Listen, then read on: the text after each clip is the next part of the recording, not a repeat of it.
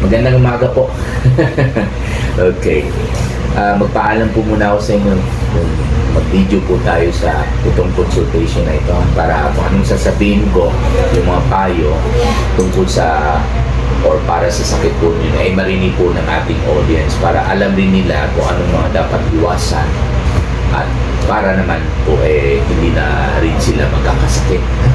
Okay, at saka ipopost ko po ito sa ating bagong YouTube channel, Dr. Jeff Ho YouTube channel. Anyway, mag-umpisa pa kami. At kaya lang nag-take ako ng video recordings para yun po ipopost. At sa pagkatapos niyan, mag-posting tayo sa harap ng camera. Para, siyempre, ewan ko lang kung mas magiging gwapo ba ako para kaysa sa iyo. Mas gwapo ka. Ano pong problema natin? Dati Dok, taga-atsing ko. Atsing? Ko sa... On and off po? On, off. Ilang taon na po yan? Yung... Since when? Yung nagtrabaho ako sa... Lumalabas ako sa labas, sa field. Saan po? Wala naman. Kailan po yun? 2019 hanggang 2020. Saan kayo nagtrabaho? Sa sales, sa LPG. Noon sa field ka pa? Oo. Wala kayo napansin? Wala naman. At kailan po kayo nasisipon or nag-apply na po na dapat magbabahin sa office na po. ito bagong trabaho? Oo. Kailan po yun? Last 2 years na display, so mga 1 year and 2 years na? 2 years na. 2023? Yes. Anong office bagong trabaho po ninyo? Last office na po parang Office kayo? Anong kumpanya po? Mulabe. Mulabe. Anong services po ninyo? Mga sasakyan, repair ang sasakyan. Repair. So parang shop rin po yan. Pero hindi po kayo mekaniko So nasa accounting office pala kayo. So hindi na po kayo nag-fill. Hindi na. So puro paperworks na. Pero hindi po kayo nagbibilang ng pera. Hindi rin po. Lalong hindi nyo binubulsa ang pera. Hindi rin po. So anyway, so accounting, kayo po ba ang gumagawa ng payroll? Hindi. Yes po. Okay. Pero yung mga papel ninyo, mga bagong papel naman siguro, hindi yung mga lumang papel siguro. Bago. Bago. Pero accounting siguro kasama rin dyan yung mga resibo, yung mga lumang resibo. Okay. Pinafile ninyo, parang gano'n. Pero nababahin po kayo habang hindi naman. Hindi kayo na nagkakaroon ng sipon sa loob ng opisina? Minsan. So doon na nag-umpisa. Ito na, last year pa nag-umpisa. So, mas nagbabahin kayo habang nasa loob ng opisina or kahit nasa bahay pa lang? Sa bahay. Sa bahay, nagbabahin na po kayo. Minsan, sa gabi. Nag-aircon po kayo sa bahay? Walang aircon. Hindi ba maalikabok yung sa loob ng bahay niyo? Or katabi pa rin ng kalye? Or kami ng kalye. Maalikabok yan. Okay. So, maaaring yun ang dahilan. Number 1.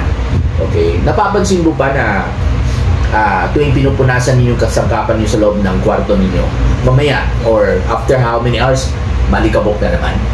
Paano na yan? So yun po ang dahilan, Kung kailangan ayusin po natin yan.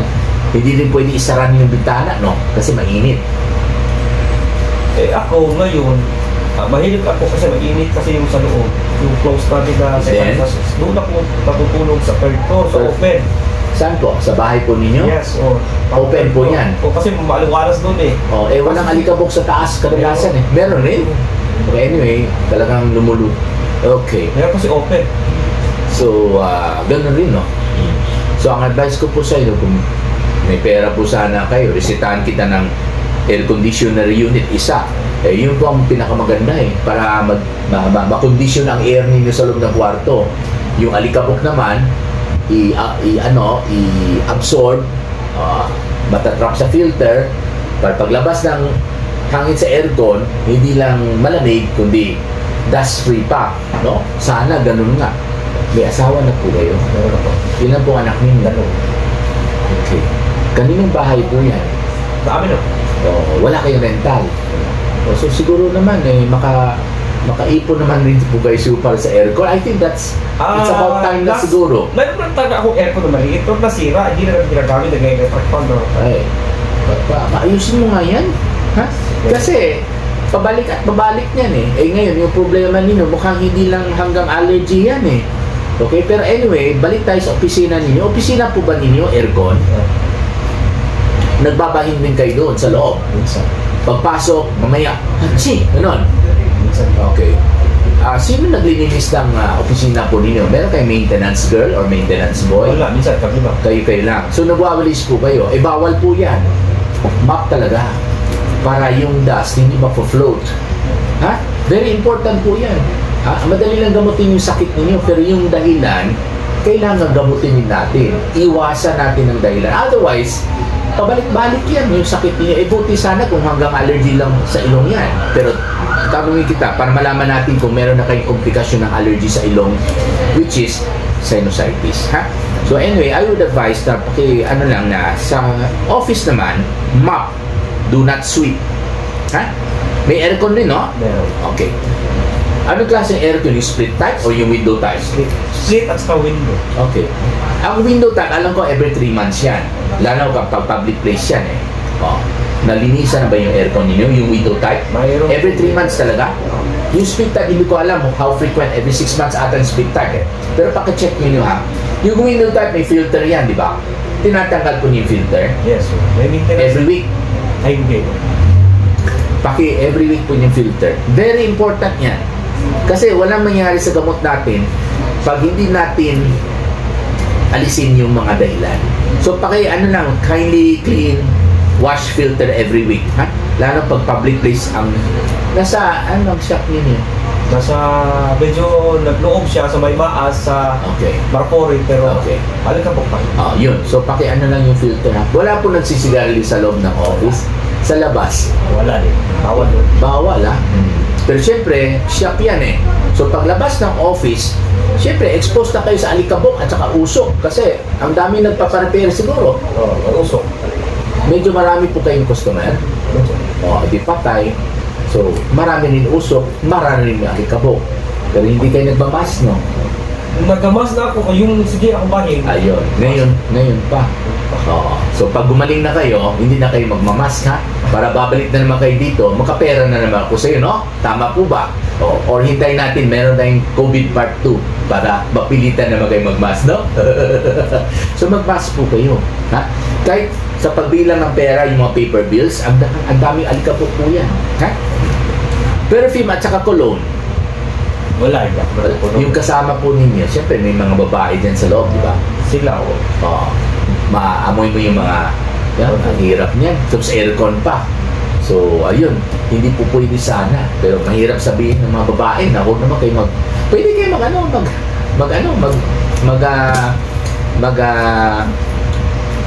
mag-request na huwag naman kayo mag-perfume kasi ang ilong ko, tingnan mo, dati sipunang ngayon namamaga na. Ha? Na lang siguro, ha? Tapos, sa loob ng bahay, wala po nag-perfume. Yung misis po hindi nag-perfume. Yun, pagsabihan mo na lang. Kasi misis mo yan eh. Ha? Ano trabaho po niya? Nasa dealer ng Avon. Okay. Kaya maraming pabango. Yun ang so, pati snacks, maamoy mo yan sa loob ng bahay. Di ba? Kung pwede, ilagay niya sa medyo malayo sa kung saan kayo nag-stay, ha? Huwag sana sa kwarto kasi ang amoy talagang hindi lalabas sa kwarto eh, ha? Okay, at saka kung talagang maglagay siya ng alam mo na, pakisabi lang na huwag sa loob ng bahay. Lumabas mo na siya ng bahay at kung anong sinasakyan niya, okay, doon na mismo siya maglagay. Pero pag uwi, pakisabi lang, huwag na kayo maglagay, ha? Kasi dala-dala mo rin yung amoy sa loob ng bahay, ha? Okay? Yun ang importante, ha? Tapos, perfume, cologne, insecticide spray, floor wax, gumagamit po kayo. Tapos, Lysol, Sunrox, and Downy. Downy and Sunrox. Wag po muna sana. Kung talagang kailangan, wag lang marami. Ha? Aso, pusa, stuffed toys. Pusa, marami. Sa loob ng bahay, pusa. Minsan, pinapasok. Hindi ba pwede? Ha? Hindi na pwede talaga, ha? Tapos, lahat ng klaseng usok. Usok ng sigarilyo, usok ng katol. Gumagamit kayo ng katol. Usok ng tambutso. Usok ng daog. Yung sinusulong yung mga daong basura sa labas. Yung mga kapitbahay. Meron rin. Ako, pagsabihan mo na rin, bawal yan eh sa barangay, di ba? Tapos usok ng luto. Pagluluto, anong ginamit niyo? Gasol? PGN yung parang butane? Hindi, yung isa. Yung kalan di mantika. Diyos ko yun ang gamit. Isa siguro yun. May mga usok ba? Yes, Ay naku, hindi po pwede yan. Ha? Paki na lang ha? Kasi mahirap eh. Yung allergy naman po niyo sa ilong, ito po inumin ninyo. Walang cure po yan. Walang cure. Okay, it can be treated. It will disappear. Pero it will not totally disappear. It will come back again if you're exposed ito sa mga dahilan. Kaya napaka-importante po itong mga payo natin. Ha? Kasi ayoko talaga na babalik na naman kayo dito. Ha? So please comply. Ha? Okay. So 3 times a day para sa allergy sa ilong. Tapos ngayon, may reklamo po yun naman. Saan po masakit? Dito.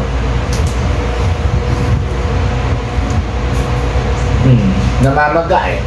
At medyo maputla. Dahil ang putla po sa itong portion na ito na tinatawag na natin na nasal turbinates, pag maputla po yan, allergy po yan. Tapos, parang namamaga nga dito, no? Masakit na, Pag pinisil ko, masakit. Mahilig ka pa mangulangot? Ginawa mo yun? Bago namaga yan, nagulangot kayo.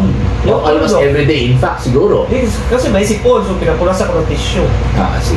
Pero minsan, ginagano mo diretso. Yun ang masama. Kasi ang daliri po natin, maraming mikrobyo. At syempre, kahit ako nga, pag mangulangot ako, hindi naman muna ako nag-ugas ng kamay bago ang mangulangot. Nag-ugas na kayo ng tayo ng kamay pagkatapos, di ba?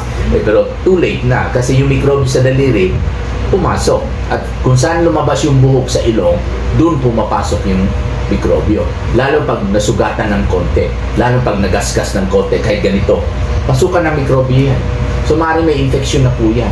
Diyan mismo. I thought it was sinusitis. Kasi pag sinusitis po, which is the complication of allergy sa ilong, ang allergy sa ilong, ang tawag natin is allergic rhinitis, di ba? Oh, yes. Ang acute sinusitis, yun ang komplikasyon ng allergy sa ilong.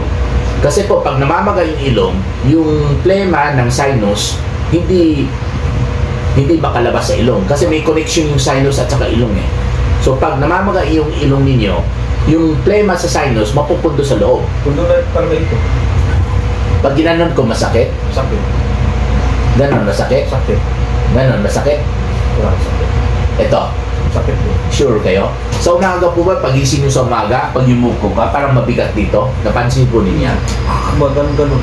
Mga Pag nag-ano kayo ng anong lumalabas na kulay ng sipon nyo? Yellow na po ba? Babaho? hindi naman siya mabaho, no? Hindi po yellow? White siya, tapos may konting yellow. May dugo rin? Wala. Ngayon, wala.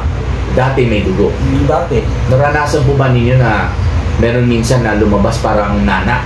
Hindi. Hindi Meron naman. Okay.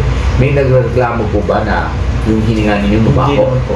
Wala naman. Wala. Kahit si misis mo? Wala. Kahit yung girlfriends mo? Wala naman ako girlfriend. Wala kayo girlfriend. Okay. So, mukhang hindi pa man siguro sinusitis. Pero dahil po sumakit dito, maaaring may sinusitis na rin po kayo. Ha? At Kasi dahil hindi po, naman ako makahikat ako. Barado. barado yan dahil sa allergy sa ilong. So, iba kasi yung allergy lamang, iba yung kung meron na kayong sinusitis. Kasi pag may sinusitis na po kayo, kailangan na kayo ng antibiotic. At mukhang bibigyan po kita ng antibiotic dahil meron talaga kayo infection mismo sa ilong.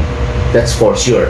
Yung sinusitis, hindi pa tayo 100% unless magpapa-x-ray po kayo. Papayag kayo, gagastos naman kayo ata ng 800 pesos. Huwag na lang muna. Anyway, yung antibiotic na ibibigay ko sa inyo para sa ilong ninyo, effective naman po para sa sinusitis if ever meron po kayo. Sige. So, ito po yung para sa ilong, yung baradong ilong, yung sipon ninyo, yung allergy ninyo. Tapos, yung infection naman sa ilong ninyo, ito po inumin ninyo 3 times a day for 7 days. Ito po yung antibiotic, ciprofloxacin. At yung pangatlo, dahil po sa namamaga na po yung ilong ninyo at presuming namamaga rin yung sinus ninyo, dahil po may sinusitis rin po kayo, okay, inumin po ninyo itong anti-inflammatory para sa inflammation or swelling. No? Diclofenac sodium 3 times a day for 7 days. Pero huwag nyo kalimutan na after meals po ito, bawal uminom ng diclofenac sodium na walang naman ang tiyan. So after breakfast, sabay, 3. After lunch, sabay, 3. After dinner, sabay, 3. Ngayon din, after lunch, mag-inom na kayo ngayon para sa breakfast. Yung lunch doses naman po ninyo, pwede nyo inumin alas 4 ng hapon. iurong po natin. Yung dinner doses natin, pwede po inumin alas 8 ng gabi. Para ngayon araw na ito, makatatlong beses na po kayo dahil hinahabol po natin yung mikrobyo, yung allergy, at yung pamamaga ng ilong ninyo. Ha? Hindi po kayo mag-absent. Kasi kailangan magpahinga kayo eh. Kasi otherwise, matalo tayo sa mikrobyo. Medyo busy po kayo ngayon na.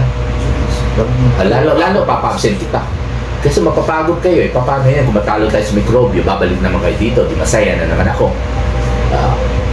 Gagastos. Ilang days po to? Well, at most 7 days. Nasa inyo niyan kung papasok kayo ng mas maaga. Pero I will recommend 7 days. You can report earlier. I think, okay naman 2 to 3 days. Para lang na mas maganda ang effect ng ating antibiotic pag nakapahinga po kayo. I will recommend 7 days, pero nasa inyo yun if you will consume 7 days. What do you mean by early ako mag-work? Kasi bigyan kita ng 7 days, di ba? Oo. Parang ayaw mo eh. Pwede yun. Gusto mo. So, bigyan lang kita ng 7 days. Yun lang. So, complete rest for 7 days. Kasi the longer you rest, the better. Okay? Habang ininom po niyo ng antibiotic. Ha? Para hindi po tayo matalo sa mikrobyo. Ha? Sige.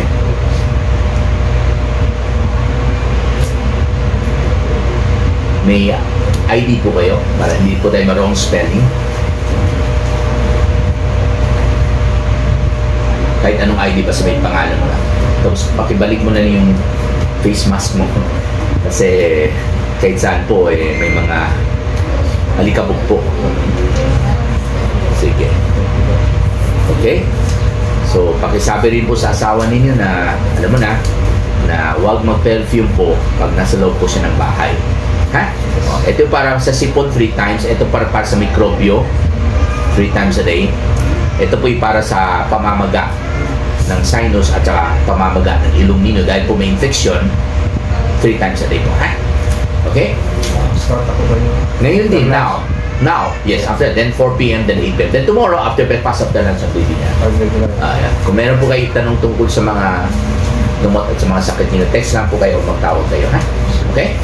Maraming salamat po. Pusin po tayo ng konti. Say hi lang. Hi! Sige po.